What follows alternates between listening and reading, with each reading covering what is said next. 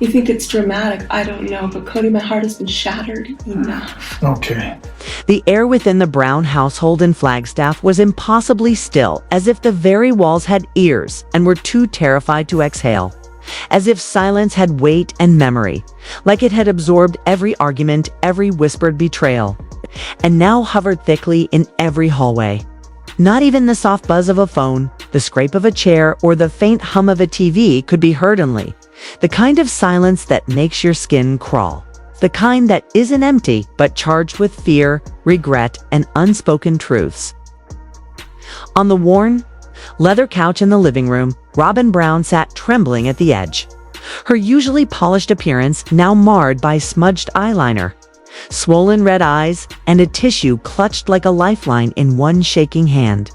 She'd spent the night crying alone, staring at the same phone she once used to FaceTime Cody during sweet little family check-ins, now waiting to see if any of her calls would be returned. Or worse, if the internet would explode again with more damning leaks. Across the house, Cody Brown paced like a caged animal, jaw tight, footsteps restless, occasionally muttering to himself. But not making eye contact with anyone, not even Robyn, whose loyalty had become his only shield. The children were scattered, some upstairs, others curled into corners downstairs. The older ones keeping their distance, the younger ones sensing the atmosphere like small animals sensing a storm. Something was coming. And it wasn't just another family fight. It felt deeper, heavier, the kind of unraveling that could no longer be contained behind confessional chairs, rehearsed scenes, or TLC's clever edits. The kind of fallout you can't walk back from. For over a decade, the Browns had sold America a narrative. A carefully cultivated tale of faith-driven love, unity, and strength under God. They'd called it plural marriage, they'd called it destiny, and they'd invited millions of viewers along for the ride. They were once pioneers, trailblazers, trying to rebrand polygamy from a shadowy taboo into a lifestyle rooted in love and cooperation. Cody, with his lion's mane of hair and booming voice, was the ringleader, a man who believed himself charismatic, enough to lead for wives and raise a small army of children, while appearing relatable to viewers and morally righteous to his community. Mary, the first wife, once his whole world, had now become a distant figure, her voice dimmed. Janelle, the practical one, carried the weight of financial decisions and quiet sacrifices. Christine, the vibrant and affectionate one, eventually felt the ache of being emotionally abandoned. And then came Robyn, glamorous, tearful, soft-spoken Robyn, who entered the family last but quickly became first in every way that mattered, at least in Cody's eyes. At first, it was believable. The family dinners, the chaotic road trips, the couch interviews where they all laughed, debated, and teased each other like a quirky, overgrown sitcom. But slowly, almost imperceptibly, cracks started to form. It began with glances too quick to be caught but impossible to forget. Then came longer silences, separate living spaces, missed birthdays, and vague explanations. The move from Utah to Las Vegas and later to Flagstaff, explained as a strategic escape, more space, more privacy, more freedom. But fans now see it differently. It was a symbolic retreat, not from the public eye, but from each other. Tensions rose as the families became more fragmented, and even the children, once cheerful B-roll in the background, began voicing their own discomforts. TLC kept rolling, of course. They always do. But even clever editing couldn't hide what was cracking. Underneath, Mary's infamous catfishing scandal wasn't just a bizarre online misstep, was a scream for attention. A spotlight on how emotionally vacant her marriage had become. Christine, once the glue of the family, began speaking plainly about being ignored, unloved, and pushed aside. Janelle tried to hold everything together, but the strain showed in her furrowed brow and the way she sighed through her sentences. And Robyn, well, her presence grew larger, her access expanded. And so did her influence over Cody. Suddenly, she wasn't just the fourth wife, She was the wife. Fans noticed, oh, they noticed. The way she cried, and Cody rushed to comfort her, even while the other women sat in silence. The expensive jewelry, the big house, the holiday scenes where her children were front and center, while the others felt like afterthoughts. And yet, every season they kept pretending. Smiles, family talks, unity, statements, it was all there, painted like a mural over a collapsing wall. But the cracks kept growing. Social media lit up with theories. Where was all the money going? Why did some kids have more than others? Why did Robyn always seem to come out ahead? Rumors of favoritism turned into financial speculation. People spotted things: cars, properties, lifestyle disparities. Viewers compared timelines, tracked old statements, and cross-referenced screen time with real-life events. Reddit threads and YouTube deep dives began to buzz with talk of LLCs, hidden accounts, and shell corporations. Whispers turned into roars. Then the whispers got evidence. A leak so sudden and explosive it rocked the fandom. A former TLC production assistant anonymously shared files with a major reality TV blogger documents. Emails, wire transfers, spreadsheets. The sort of receipts you can't deny, not even with Cody's signature charm. Showed money, big money being funneled from TLC directly into an LLC connected to Robyn's maiden name. Cody's emails were there too, discussing how to manage expectations with the other wives. Using vague legal language and business justifications, it wasn't just shady, it was betrayal. Suddenly, those rumors weren't just online chatter, they were headlines. Tabloid after tabloid exploded with the same questions. Did Cody embezzle family funds to build a separate empire with Robyn? Or Mary, Janelle, and Christine being financially strangled out of the family? Had TLC known? The evidence showed. A pattern: expenses covered for Robyn's household, bills unpaid, and others. Think Cody telling Christine and Janelle there was no money for building homes on Coyote? Pass while simultaneously paying off Robyn's mortgage in cash. Fan outrage was volcanic. Hashtag justice for Christine. #RobynGate. Hashtag free Janelle. People wanted answers, but none came. Cody ranted on Cameo. Robyn gave an emotional defense in a confessional, saying she was heartbroken over the accusations. Mary released cryptic Instagram quotes. Janelle said little, but her silence said everything. And Christine glowed. Street left, remarried, and started a new chapter. Fans saw her joy and wondered just how much pain she had left behind. TLC, as expected, said nothing. No public statements, just more filming, more episodes, more silence. But even the show's edits began to shift. Subtly painting Cody and Robyn less sympathetically, highlighting Christine's empowerment, giving Janelle's words more weight. The tide was turning and fans knew it. A movement had started. Viewers didn't just want entertainment, they wanted accountability. Robyn's assets were dissected online. Her Amazon wishlist went viral. Her jewelry business was investigated. Cody's legal threats only added fuel to the fire. The trust was gone. And once trust is gone in a family built on faith and transparency, what remains?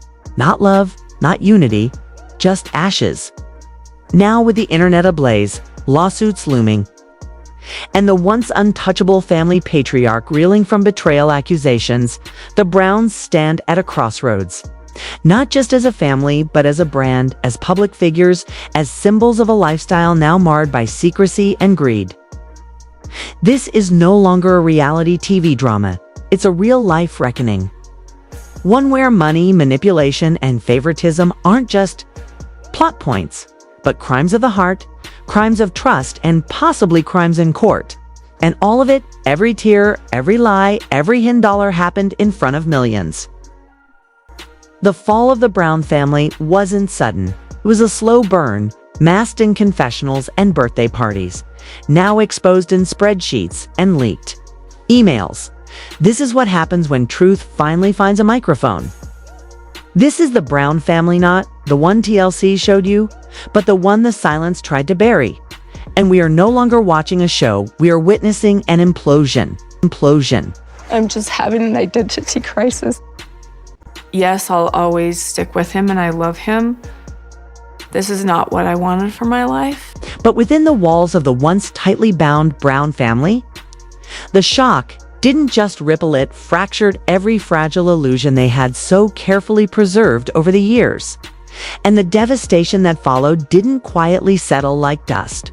It roared through their legacy like a storm that had been waiting at the door for too long. Mary, the first wife, the cornerstone, the peacekeeper, the one who had borne so much in silence for the sake of unity, was absolutely blindsided.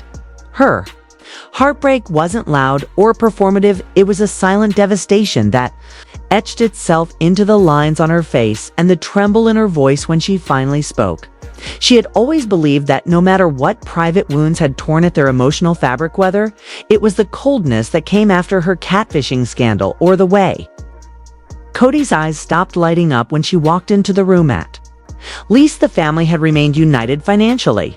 Least the system was fair. That belief, the last bit of faith she clung to, was now obliterated. And Janelle, strong, measured, and level-headed Janelle, the woman who had managed books and balanced spreadsheets, who had believed in building a future together based on cooperation and mutual sacrifice, her sense of betrayal wasn't a passing emotion, it was foundational. She didn't just feel deceived, she felt robbed of the trust she'd invested, the loyalty she'd demonstrated, and the countless years she'd poured into a system that turned out to be nothing more than smoke and mirrors. She had kept the financial engine running, while Robyn's house stood like a castle above everyone else's, cloaked in privilege. Christine, already separated from the family in name, thought she had processed everything, the emotional neglect, the abandonment, the indifference, but when the hard evidence landed in front of her, black and white proof that confirmed her deepest suspicions, it hit her in the gut like a second divorce. She hadn't wanted to be right.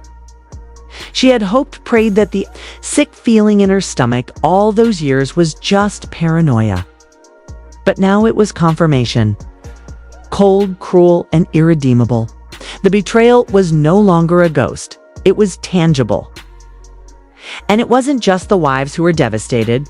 The grown children who had endured the grueling family moves, the double beds, the endless downsizing, the awkward sacrifices were left stunned. Many had believed, even through the dysfunction, that their parents had at least tried to make it fair. Now, they were left to grapple with the reality that the unity they had believed in was a fabrication. That while their mothers labored and pinched pennies, another household thrived comfortably, lavishly, and quietly. Some of the kids took to social media, posting cryptic messages laced with pain. Others didn't hold back, calling out the injustice directly, pointing fingers at favoritism, at gaslighting, at a system that demanded loyalty while offering exploitation. The betrayal didn't just feel like a misstep, it felt like a generational injury. And then came the backlash. Fast, loud, ruthless. The internet, long the family's peanut gallery, now turned into a courtroom. TLC, usually masterful at brushing off scandal with clever edits and non-disclosure agreements, found itself ensnared. The story had legs, and the media wasn't letting go. Words like embezzlement, fraud, abuse, and financial misconduct began appearing in headlines next to family photos that once symbolized unity. Viewers who had stuck around for over a decade through births, weddings, holidays, tears, now questioned if they had ever seen anything real. TLC, facing a PR disaster it could no longer contain, launched an internal investigation. Behind the scenes, legal teams scrambled. Contracts were combed through. Production meetings were canceled. Chilling corporate memo was leaked, stating a full review was underway and future filming was indefinitely paused. For a show that had once been their ratings darling, Sister Wives had now become a liability. The family group chats, once filled with weekend plans and updates about the kids, turned into chaotic battlegrounds. Accusations flew. Screenshots were shared. Long-held resentments erupted. Robyn, visibly cornered, tried to frame herself as a victim, saying she'd only done what Cody instructed, that she had no independent control over the money or the decisions. But her tears now fell on hardened hearts. The other women weren't buying it. Not anymore. Not after everything. Cody, typically the one delivering bombast or spinning narratives, disappeared. No calls, no statements, no meetings. His absence wasn't just a retreat, it was cowardice.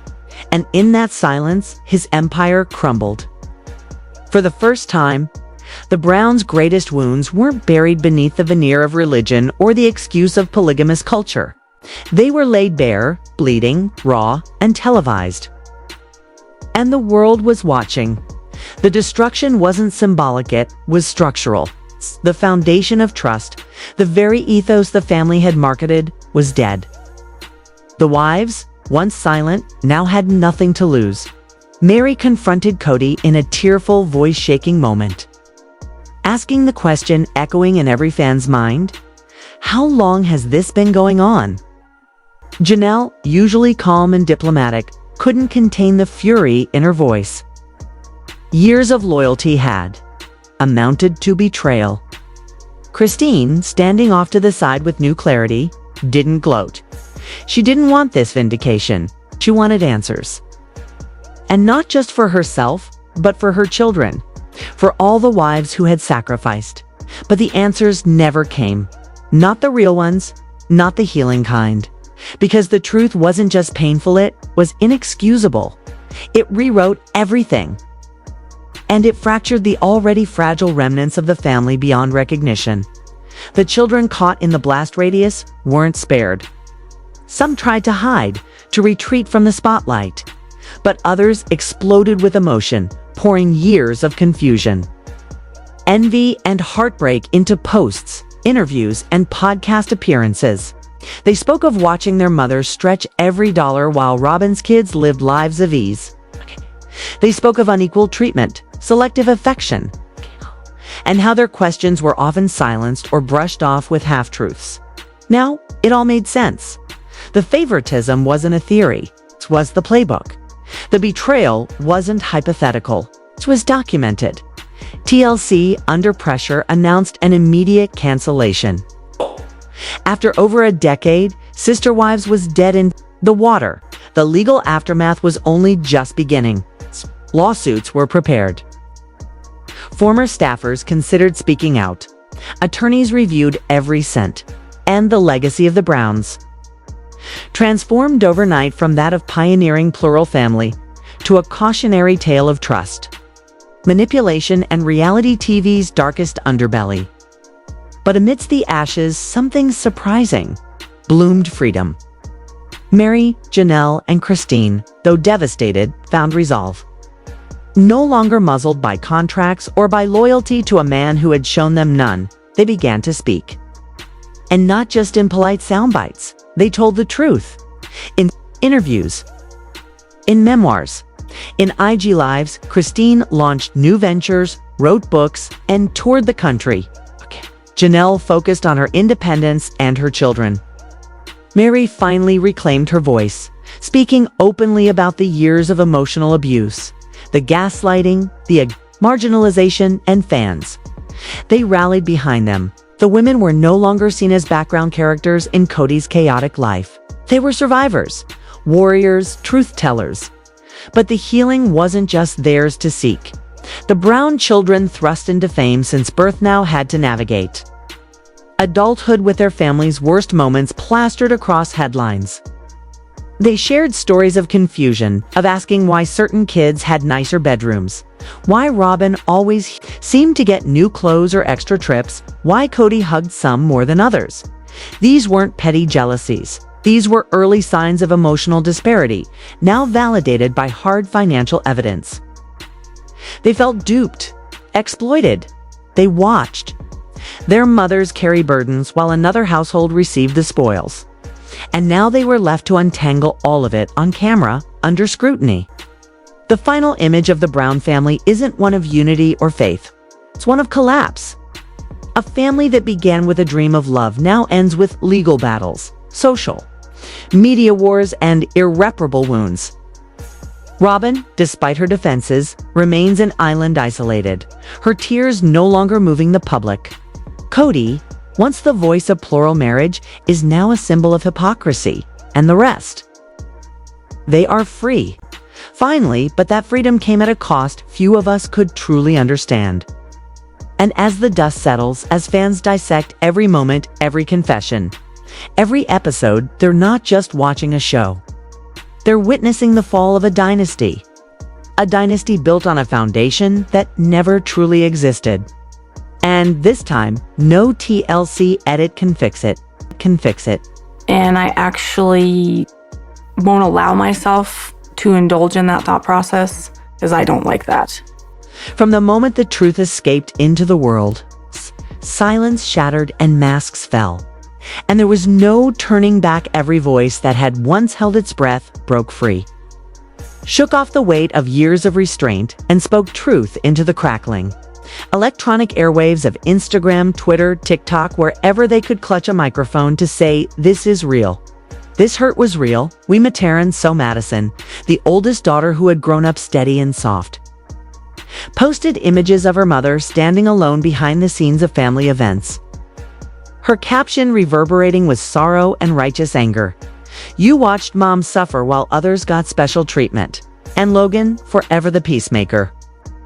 The brother who kept his head low to keep the family calm, finally pulled back the curtain on his own simmering resentment, writing that he carried a weight for years, trying to be the bridge nobody asked him to build, until one day the strain snapped and he admitted that he had been suffocating on unspoken hurt.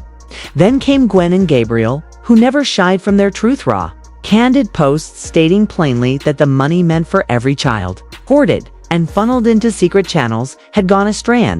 Not just dollars, but years stolen from childhood. Dreams from college savings, from equal chances siphoned instead into the unseen wealth of favoritism. And yet, this wasn't solely about financial betrayal, it was far deeper. It was the brutal realization that for all their childhood faith in family unity, everything they believed might have been built on a lie. These children, who once stood up publicly to defend their household, now grappled with wondering whether anything had ever been real together. They shared throwback photos, black and white vintage shots of laughter, of holidays once happy, now captioned with equal measures of love and grief. Detailed portraits of missed opportunities, scholarships turned down because there was never money, gap years forced by financial strain, emotional distance masked by forced smiles, and the recurring theme, a hunger for justice, for accountability. Not just from Cody and Robyn, but from every person who had enabled or hidden the deceit, from production to financial oversight. Because these young adults now stood as one new family unit, under the old patriarchal regime, but hand in hand in a pact of honesty, healing, and transformation.